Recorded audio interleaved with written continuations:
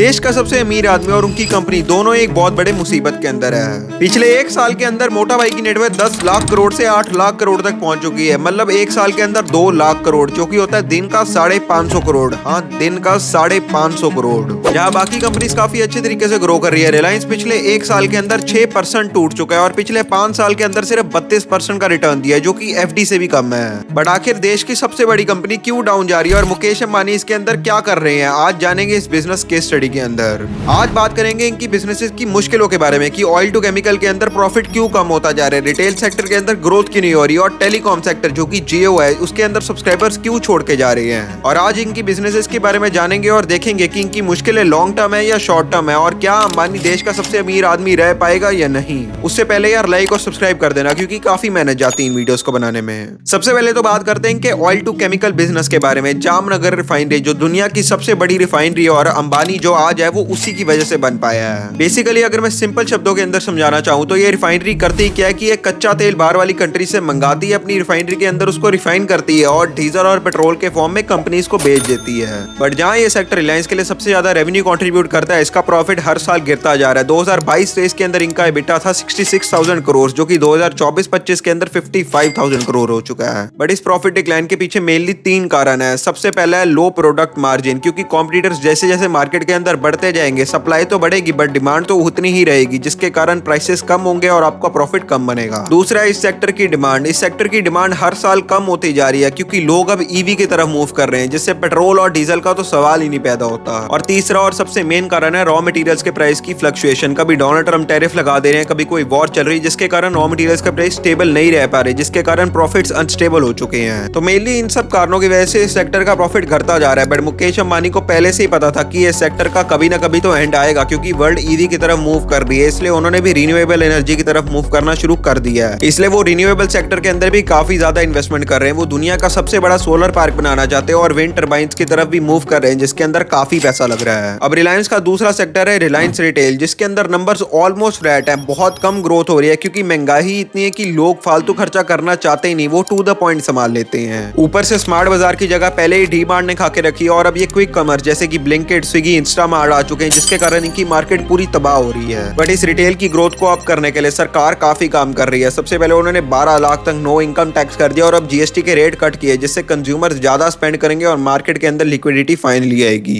अब उम्मीद तो यही है 22 सितंबर जब जीएसटी कट्स अप्लाई हो जाएंगे कि मार्केट के अंदर बहुत सारे लोग स्पेंडिंग करना शुरू करेंगे और इनका रेवेन्यू भी बढ़ेगा। बट उम्मीद से ज्यादा इनको अपने स्टोर्स भी खोलने पड़ेंगे, क्योंकि पिछले साल बहुत ही कम स्टोर्स खोले हैं और स्टोर्स के बिना सेल नहीं हो पाएगी। तीसरा है इनकी आज की प्रॉफिट मशीन टेलीकॉम सेक्टर, यानी कि जियो। ये सेक्टर आज के टाइम पे रिलायंस के लिए बेस्ट निकल के आ रहा है, क्योंकि कॉम्पिटिटर सिर्फ 2 ही हैं, एक है कर्ज के अंदर और एक है पॉकेट के पर्स के अंदर। ऐसा इसलिए बोल रहा हूँ क्योंकि बीएसएनएल की सर्विस भी नहीं और वो काफी ज्यादा कर्जे के अंदर है, और एयरटेल तो वही करता है जो कि जियो करेगा। अगर वो प्राइस बढ़ाएगा तो प्राइस बढ़ाएगा, अगर कम हो गया तो कम होगा। ये सेक्टर के अंदर लोगों की नाराजगी है, बट वो कोई और ब्रांड की तरफ मूव नहीं कर सकते, क्योंकि सर्विसेज सिर्फ जियो और एयरटेल दे रहा है और इनकी मार्केट के अंदर डुओपोली बनी हुई है, जिसके कारण कोई ब्रांड जल्दी एंटर भी नहीं कर पा रहा। बट आज के टाइम पे रिलायंस इंडस्ट्रीज का 40% प्रॉफिट जियो कंट्रीब्यूट कर रहा है, जो कि एक बहुत बड़ी चीज है, जो कि हर साल काफी अच्छे तरीके से ग्रो भी कर रहा है। और साथ ही में मुकेश अंबानी ने यह भी बोला कि अगले साल जियो का आईपीओ आएगा, जो कि देश का सबसे बड़ा आईपीओ होगा, जिसकी वैल्यू होगी 50,000 करोड़ रुपए की। बट इस सेक्टर के अंदर भी एक दिक्कत है, ट्राई जो इस सेक्टर का रेगुलेटर है वो काफी सारी रेगुलेशन सेट करने वाला है, जिसके कारण इनको दिक्कत तो होगी, बट इसको फेस करके उनको आगे बढ़ना ही पड़ेगा। और लास्ट में मैं बोलना चाहूंगा, हाँ रिलायंस के ऊपर 3 लाख करोड़ का कर्ज है, रिन्यूएबल सेक्टर का कोई पता नहीं है, ग्रोथ कम हो रही है और आने वाला फ्यूचर बहुत दिक्कत के अंदर है, बट रिलायंस ही है। और एंड में मत बोलो कि वो अंबानी है। इतनी मुश्किलों के बावजूद भी इस साल का उनका PAT profit after tax 80,000 crore था, तो जब मुश्किलें खत्म हो जाएगी तब सोचो कितना होगा। अब एंड में मैं बोलना चाहूंगा कि मोटा भाई ने हर सेक्टर के अंदर बीज बो दिया है और उस बीज को उगने में टाइम लगेगा और अंबानी जरूर उठेगा। ऐसी और बिजनेस केस स्टडीज देखने के लिए हृदय जैन को सब्सक्राइब करो और इंस्टाग्राम पे फॉलो कर लो, डिस्क्रिप्शन के अंदर लिंक्स हैं।